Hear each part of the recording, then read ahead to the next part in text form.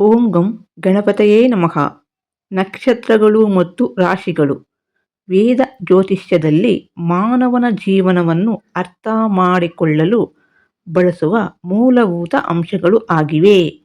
27 ನಕ್ಷತ್ರಗಳಾಗಿ ಮತ್ತು 12 ರಾಶಿಗಳಾಗಿ ವಿಭಜಿಸಲಾಗಿದೆ. ಪ್ರತಿಯೊಂದು ನಕ್ಷತ್ರಕ್ಕೂ ಸಹ ತನ್ನದೇ ಆದಂತಹ ಸ್ವಭಾವ, ದೇವತೆ ಮತ್ತು ಶಕ್ತಿ ಅನ್ನೋದು ಇರುತ್ತದೆ. ವ್ಯಕ್ತಿಯ ಜನನ ಸಮಯದಲ್ಲಿ ಚಂದ್ರನು ಯಾವ ನಕ್ಷತ್ರದಲ್ಲಿ ಇರುತ್ತಾನೋ ಅದನ್ನು ಜನ್ಮ ನಕ್ಷತ್ರ ಎಂದು ಕರೆಯಲಾಗುತ್ತದೆ. ಇದು ವ್ಯಕ್ತಿಯ ಮನಸ್ಸು, ಭಾವನೆಗಳು, ಸ್ವಭಾವ ಮತ್ತು ದಿನನಿತ್ಯದ ಚಿಂತನೆಗಳ ಮೇಲೆ ಹೆಚ್ಚು ಪ್ರಭಾವ ಅನ್ನೋದು ಬೀರುತ್ತದೆ.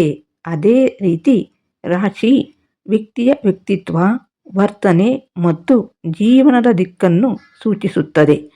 ಪ್ರತಿ ನಕ್ಷತ್ರವೂ ಸಹ 4 ಪಾದಗಳನ್ನು ಹೊಂದಿದ್ದು ಅವುಗಳ ಆಧಾರದ ಮೇಲೆ ಹೆಸರು ಇಡುವ ಪದಗಳು ನಿರ್ಧಾರಿತವಾಗುತ್ತದೆ. ಇದರಿಂದ ಮಕ್ಕಳಿಗೆ ಹೆಸರು ಇಡುವಾಗ ನಕ್ಷತ್ರ ಮತ್ತು ರಾಶಿಯನ್ನು ಗಮನಿಸುವುದು ಸಂಪ್ರದಾಯವಾಗಿದೆ. ಹಾಗೆಯೇ ವಿವಾಹ ಹೊಂದಾಣಿಕೆ, ದಶಾಭುಕ್ತಿ ಫಲಗಳು, ಶುಭ ಮುಹೂರ್ತಗಳು ಮತ್ತು ಜೀವನದ ಪ್ರಮುಖ ನಿರ್ಧಾರಗಳಲ್ಲಿ ನಕ್ಷತ್ರಗಳು ಹಾಗೂ ರಾಶಿಗಳು ಪ್ರಮುಖವಾದ ಪಾತ್ರವನ್ನು ವಹಿಸುತ್ತದೆ.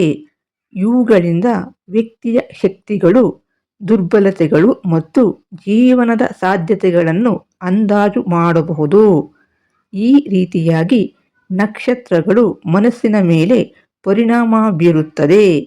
ರಾಶಿಗಳು ಜೀವನದ ಮಾರ್ಗವನ್ನು ಸೂಚಿಸುತ್ತವೆ.